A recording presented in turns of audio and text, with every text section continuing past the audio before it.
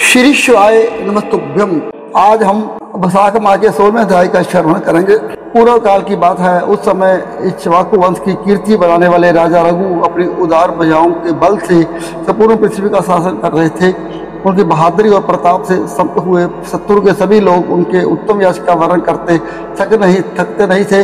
प्रजाओं का न्यायपूर्ण पालन करने वाले उस नीतिमान राजा ने अपने यश के प्रभाव से दसों दिशाओं को उज्ज्वल प्रभा से आलोकित करके रखा था। उन्होंने दिग्विजय यात्रा के क्रम से अत्यंत अधिक धन का संग्रह भी कर लिया था। घर वापस आकर उन्होंने यज्ञ के लिए उत्सुकता दिखाई और अपने वंश परंपरा के अनुसार कर्म किया। तब चंद निर्मल बुद्धि का परिचय दिया और ऋषि वशिष्ठ मुनि से आज्ञा लेकर राजा रघु ने वामदेव, कश्यप और अन्य मुनिवरों को जो अनेक अलग अलग तीर्थों में निवास करते थे उन सभी को बुला भेजा। वह सभी तेजस्वी मुनियों ने वहाँ उपस्थित होने का समाचार पाकर शत्रु विजय महायशस्वी राजा रघु समय राजभवन से बाहर आए और उन सब के सामने नतमस्तक होकर यज्ञ की सिद्धि के लिए उन्होंने धर्म पूर्वक इस प्रकार कहा, हे मुनिवरों, मैं यज्ञ करना चाहता हूँ और उसके लिए मुझे आप आज्ञा दीजिए। ये सुनकर मुनि ने कहा कि राजन, विश्वजीत नामक यज्ञ सभी यज्ञों में उत्तम है। इस समय तुम उसी का यत्न पूर्वक अनुष्ठान करो। ये सुनकर राजा ने अनेक प्रकार की सामग्रियों द्वारा परम मनोहर प्रतीत होने वाले उस विश्वजीत नामक यज्ञ को किया, जिससे सर्व की दीक्षा दे दी जाती है। अनेक प्रकार के दान से उन्होंने मुनि को संतोष और हर्ष प्रदान किया और ब्राह्मण को अत्यंत आदर पूर्वक सब कुछ दान करने लगे। वह सभी ब्राह्मण जब राजा द्वारा पूजित होकर अपने घर चले गए और प्रणाम इत्यादि करके सम्मान पाए हुए मुनि भी अपने आश्रम को चले गए, तब वह सदाचारी राजा रघु विधि पूर्वक किए हुए यज्ञ से बड़ी शोभा पाने लगे। उस विश्वामित्र मुनि शिष्य और स्वामी पुरुषों में श्रेष्ठ पोतस गुरु की दीक्षिणा के लिए राजा को पवित्र करने आए। उन्हें इस प्रकार देखकर राजा रघु अत्यंत आदर पर उठे और विधि पूर्वक पूजन किया। राजा ने मिट्टी के पात्रों द्वारा कोतस मुनि का पूजन कर संपन्न किया और कौतुक से कहा कि हे राजन, आपका अभ्युदय हो, इस समय मैं निरंतर चाहता हूँ। अपने आप सब कुछ दक्षिणा में दे दिया है। मैं गुरु जी को देने के लिए धन मांग लेके आया था, लेकिन आपके पास तो अब धन का अभाव है, आपके पास अब कुछ नहीं है बचा, इसलिए मैं आपसे यात्रा नहीं करूंगा। मुनि के द्वारा इस प्रकार कहे जाने पर शत्रु विजय रघु ने क्षण भर कुछ विचार किया और फिर विनय पूर्वक हाथ जोड़कर उनसे, हे भगवान, कृपया मेरे महल में एक दिन ठहर जाइए, तब तक मैं आपके लिए धन के विशेष प्रयत्न करूंगा। उदार बुद्धि वाले राजा रघु ने ये उदारतापूर्वक वचन कहकर कुबेर जी को जीतने की इच्छा से प्रस्थान किया। जब कुबेर जी ने उन्हें अपनी ओर आता देखा तो उन्होंने संदेश भिजवाया और उनके मन को संतुष्ट किया और अयोध्या में स्वर्ण की अक्षय वर्षा की।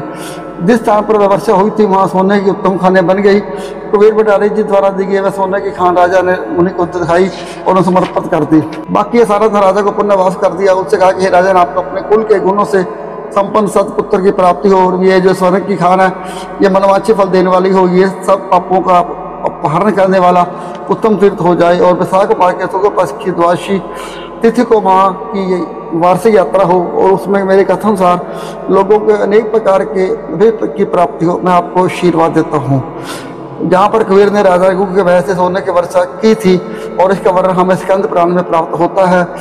ये धर्महरि क्या है, आइए इसकी भी कथा सुनते हैं। अयोध्या में चंद्रगिरी हरि के स्थान पर अग्निकोण में भगवान धर्महरि के नाम से विख्यात है, जो कली के समस्त पापों का नाश करने वाली है। प्राचीन काल में वेद और वेदांतों के तत्व धर्म नामक ब्राह्मण तीर्थ यात्रा करने की इच्छा से अयोध्यापुरी में आए। वह बड़ी श्रद्धा के साथ वहाँ के प्रत्येक तीर्थ में घूम रहे थे।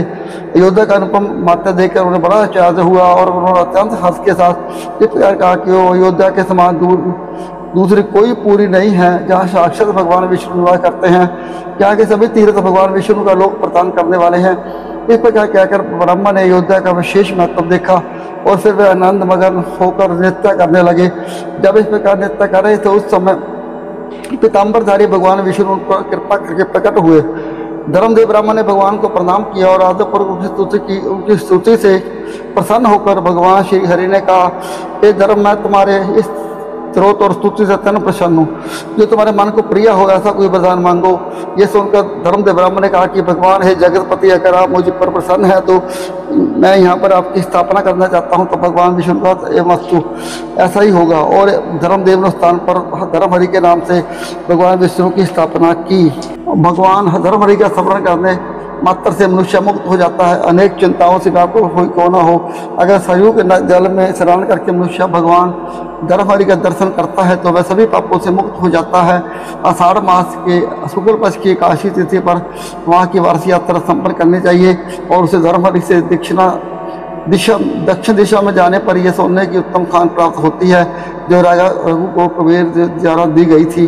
आज ये विशाख मास के सुंदर पान का समाप्त करते हैं। श्री शिवाय नमस्तुभ्यम।